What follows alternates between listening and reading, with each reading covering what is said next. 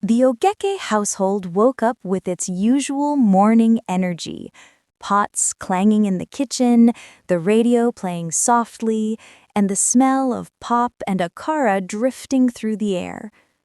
Ada was already at the dining table, uniform ironed perfectly, books arranged in a small, neat pile. She always woke up early, always prepared. She didn't brag, she was just naturally organized. A few minutes later, Chiamaka rushed in, half laughing as she tried to pull her school bag zipper. "Mommy, my bag is misbehaving again, oh," she announced dramatically. Her mother laughed. "Maybe if you arranged it like Ada, it would behave." Ada giggled quietly. Chiamaka rolled her eyes playfully and stuck out her tongue at her sister. Mrs. Okeke placed her hand proudly on Ada's shoulder. "Well done, my daughter, always ahead. Chiamaka, try to be like your sister sometimes." To everyone's surprise, Chiamaka chuckled. "Mommy, if everybody is like Ada, the world will be too serious," she joked. Even their father laughed as he walked in, fastening his wristwatch. True, Ada had the organized one. Chiamaka is the entertainer. Chiamaka did a small bow like a comedian. The family laughed. There was no bitterness, no jealousy, just a joke that passed like a gentle breeze. As they walked to the car, Ada shook her head smiling. "Chiamaka, you are not serious." Chiamaka replied, "Somebody in this house must bring the fun." They both laughed as they entered the car. Everything looked perfect. The home was warm, the sisters were close, and Chiamaka, though often compared, brushed it away with humor. What no one knew was that jokes, when repeated, can become seeds. Not today, not yet, but someday. The weeks passed, and the morning routine in the Okeke home remained the same, lively, warm, and full of laughter. The sisters still played together in the evenings, still shared jokes, and still teased each other about school and chores. But slowly, almost quietly, familiar patterns began to repeat. One evening, Ada returned home with her test script, a bright red 96% written boldly on the top. Their mother clapped her hands with excitement. "My Ada, this is my daughter O, always making us proud." Chiamaka came in at that exact moment, holding her own script behind her back. She hadn't failed. She had scored 71%, which was good, but not Ada good. Her mother turned to her, still smiling. "What did you get, Chichi?" Chiamaka swallowed, then showed her script. 71, she said softly. Her mother nodded slowly. "Not bad, but you should learn from Ada. See how she always shines." Again, she said it softly, not harsh, but the comparison was there. Chiamaka forced a smile and laughed lightly. "That's because Ada carries a calculator in her brain," she joked. The family chuckled. Everyone moved on. But as Chiamaka walked to her room, her smile faded. She touched her test script, tracing the red 71 with her finger. In her mind, a voice whispered, "Not as good as Ada." The next day at school, the pattern repeated. During group reading, Ada's name was called as the best reader in Primary 6. Teachers praised her again. Chia Ada clapped for her sister, genuinely. But inside, something new stirred, a small ache. Later that night, Ada found Chiamaka quietly drawing in her sketchbook, an activity she usually did with loud humming and jokes. "Why are you quiet?" Ada asked. Chiamaka shrugged. "I'm thinking." "About what?" She hesitated, then forced a smile. "Nothing serious." But Ada noticed something different, just a little shift. Her sister wasn't as carefree as before. Still, there were no fights, no rivalry yet, just small, unnoticed wounds forming beneath her laughter. The seed planted earlier had not grown, but it had taken root. Days slowly turned into weeks, and the quiet ache inside Chiamaka began to change her behavior in ways even she didn't notice. At first, it was subtle. 1. She became less playful. Chiamaka, who used to fill the house with laughter, now spent more time in her room. Instead of jumping into conversations, she answered with simple, "Okay," or "I'm fine." Her drawings increased. Pages and pages filled with characters, faces, and bright ideas. On paper, her imagination blossomed, but in real life, she was withdrawing. Ada noticed. One afternoon, she peeked into Chiamaka's room. "Chi-Chi, why are you alone?" Ada asked. Chiamaka closed her sketchbook quickly. "I'm just tired," she muttered. "But you're always tired now." Chiamaka didn't reply. 2. She became jealous without wanting to be. Whenever Ada was praised, even for small things, Chiamaka felt a strange tightening in her chest. She didn't want to feel that way. Ada was her sister. She loved her. They used to be a team. But each praise for Ada sounded like another reminder that she wasn't good enough. 3. Parents mistook it for misbehavior. One evening, while doing homework at the dining table, Chiamaka suddenly pushed her books away. "I don't want to read," she snapped. Her mother frowned. "Chiamaka, what is wrong with you these days? You're becoming stubborn." Ada looked at her sister with concern. Chiamaka didn't look stubborn. She looked hurt. But nobody saw it. 4. The emotional distance. Chiamaka stopped rushing to meet Ada after school, stopped sharing funny stories, stopped asking for help with homework. Ada felt the distance widening like a silent wall. One night, she asked softly, "Chi-Chi, did I do something wrong?" Chiamaka shook her head. "No, you did nothing," but her voice cracked at the end. 5. The seed begins to grow. Little by little, the cheerful, confident Chiamaka faded. In her place was a girl struggling with invisible comparisons. And though no one had shouted at her, though no one had insulted her, the repeated message was clear. Ada is better. The wound was still quiet, but it was no longer small. The day of the school's annual award ceremony arrived, a day meant to celebrate all students. Parents filled the hall, teachers arranged chairs, and the students buzzed with excitement. Ada and Chiamaka sat together in the second row. Ada was calm, smiling politely. Chiamaka, though quieter than usual, still tried to smile back at classmates. Their parents arrived later, waving proudly as they found seats near the front. Ada's moment. When the ceremony began, the school principal stepped on the stage. "And the award for Best Overall Student goes to Ada Okeke." The hall erupted in applause. Ada walked up with her usual grace, accepting the medal and certificate. Her parents stood up, clapping loudly, recording her, beaming with joy. Chiamaka clapped too. She was genuinely happy for her sister. But the ache inside her chest returned, stronger than ever. The mother's loud comment. When Ada returned to her seat, her mother hugged her tightly. Then, without thinking, without knowing how deep her words could cut, she turned to Chiamaka and said loudly, "Chiamaka, see your sister. Try to be like her. Every year Ada wins something. You, try harder-o." Students nearby turned and stared. Some giggled. Some whispered.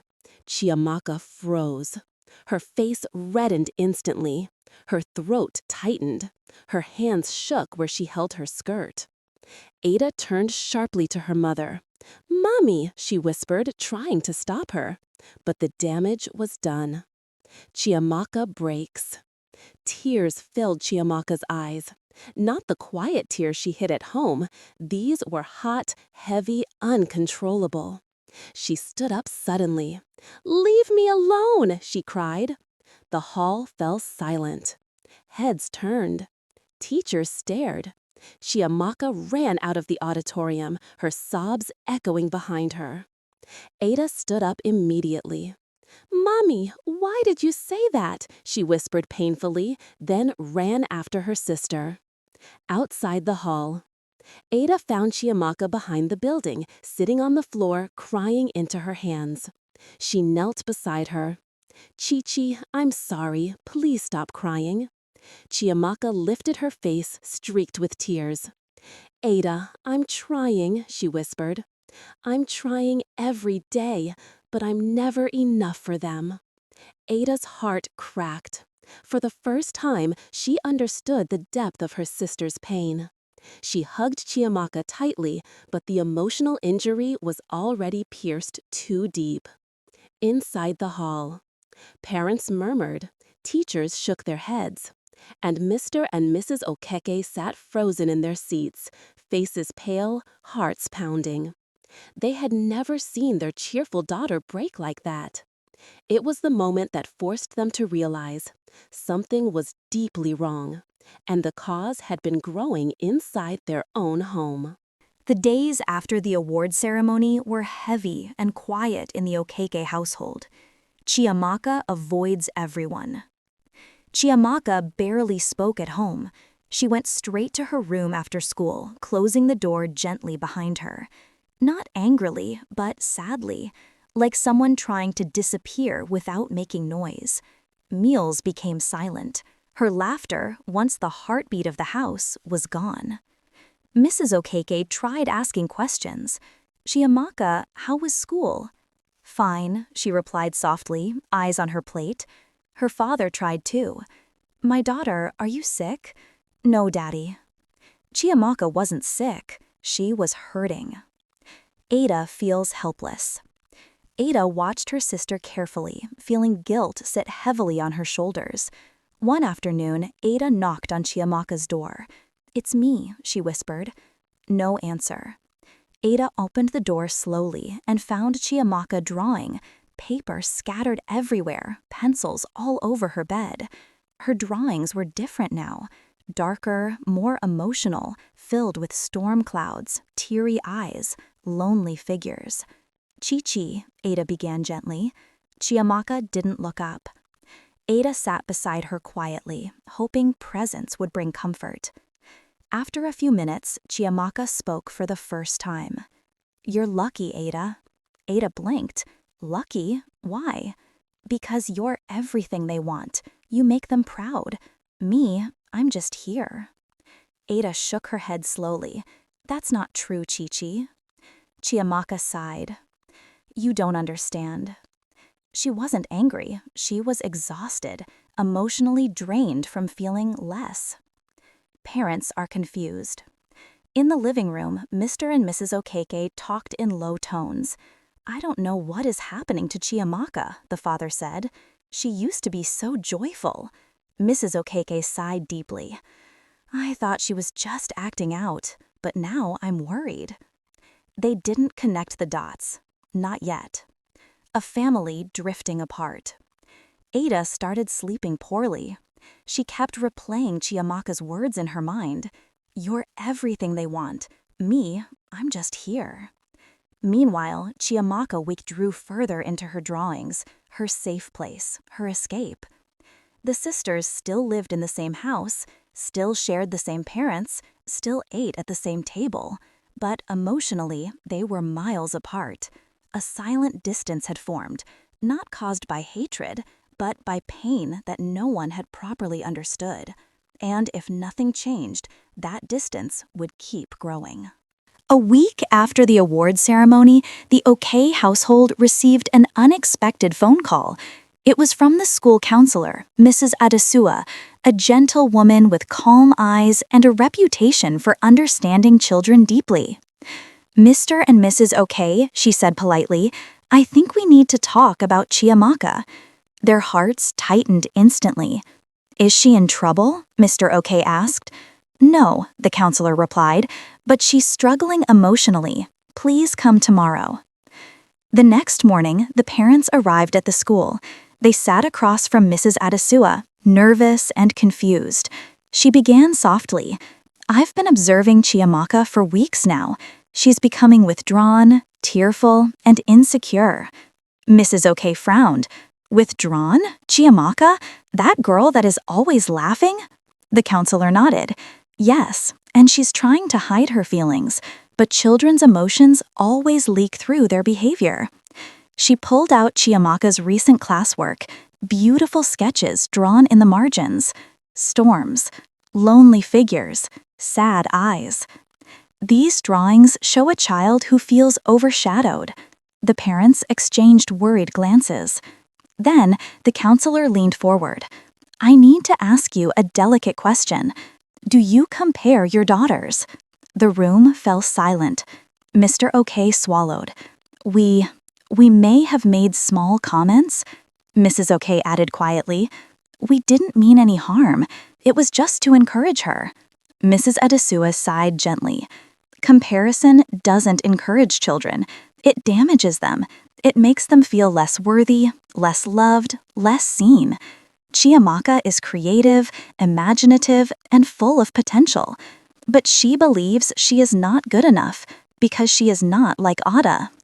The words hit the parents like a blow. Tears gathered in Mrs. Ok's eyes. So all this pain she has been hiding, is because of us? Yes, the counselor said softly.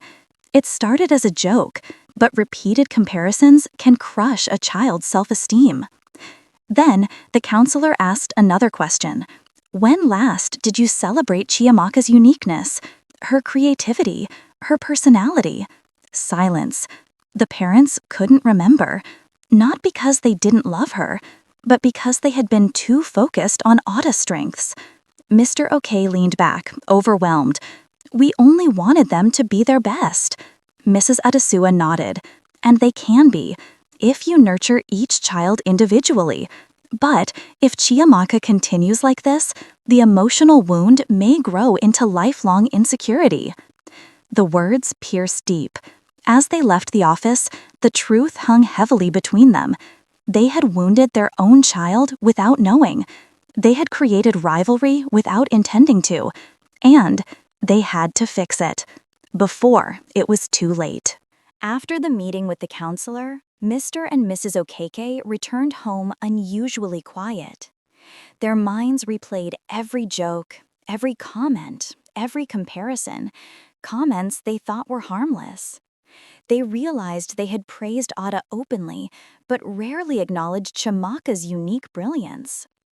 While the parents sat in the living room discussing how to make things right, Ada slowly walked to Chiamaka's room. She knocked gently. Chi-Chi, it's me. No answer. Ada pushed the door open slightly and peeked inside.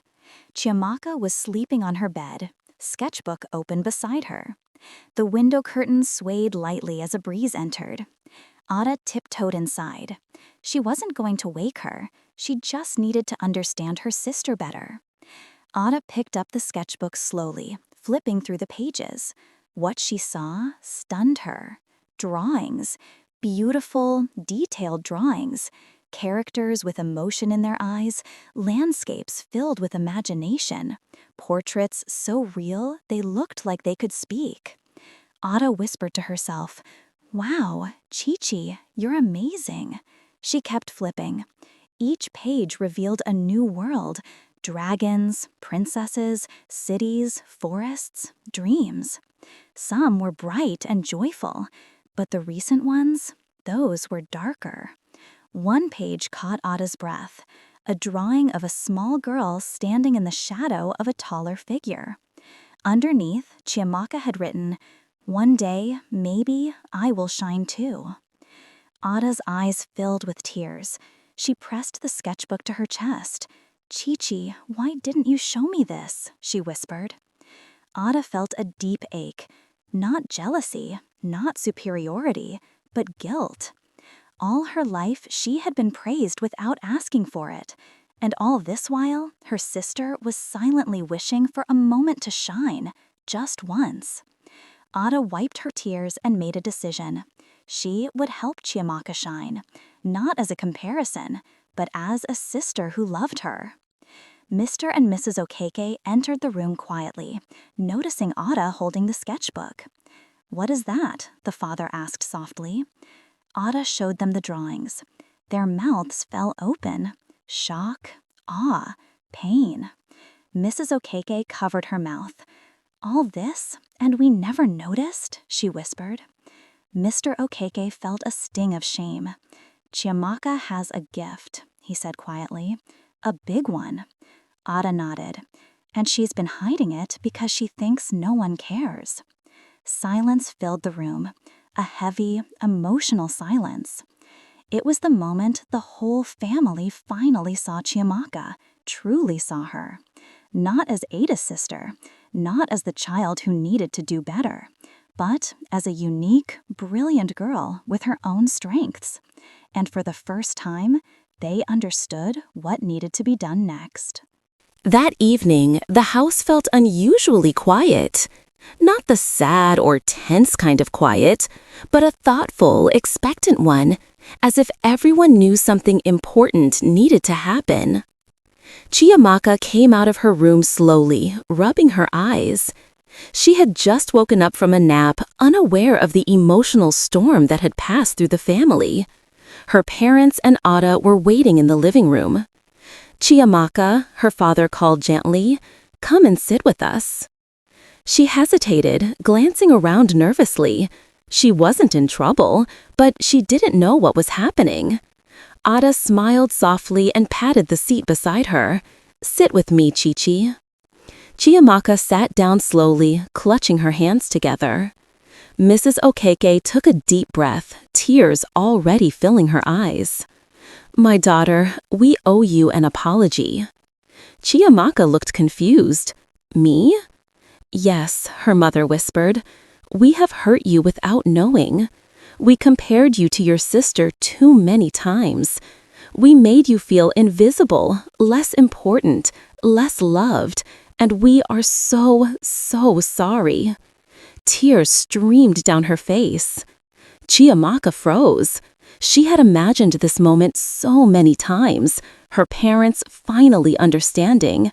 But now that it was happening, she didn't even know how to react. Mr. Okeke leaned forward, voice low and emotional. "Chiamaka, you are a wonderful child, creative, imaginative, full of life. But we were too busy praising Ada that we forgot to nurture your own gifts." He wiped a tear from his eyes.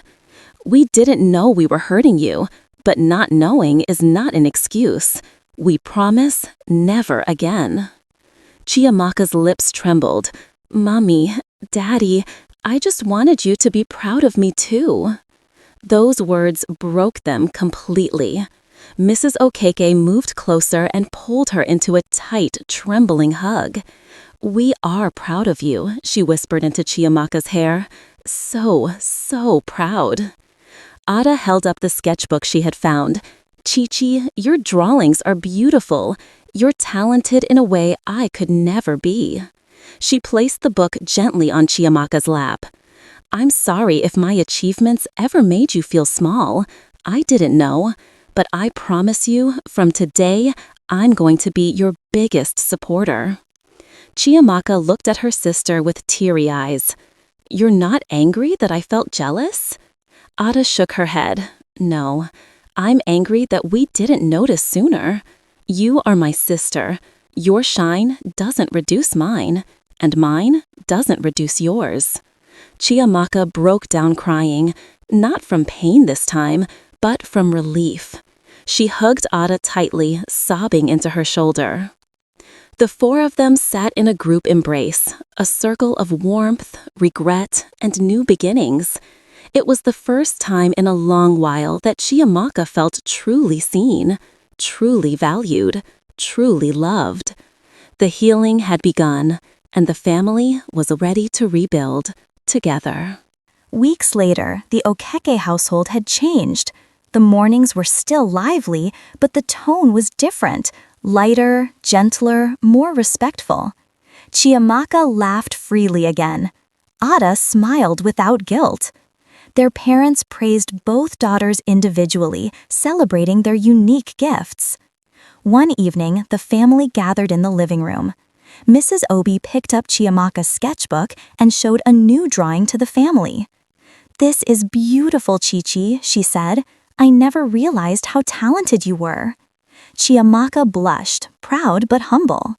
Mr. Obi nodded. "We've learned something important," he said.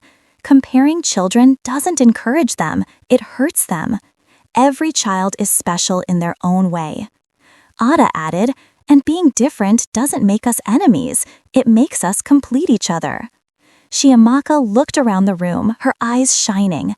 "I feel seen, finally." Her mother smiled, tears glimmering. "We promise to celebrate your individuality from now on. No more comparisons, only love." The father reached out and held both daughters' hands. "Remember this always.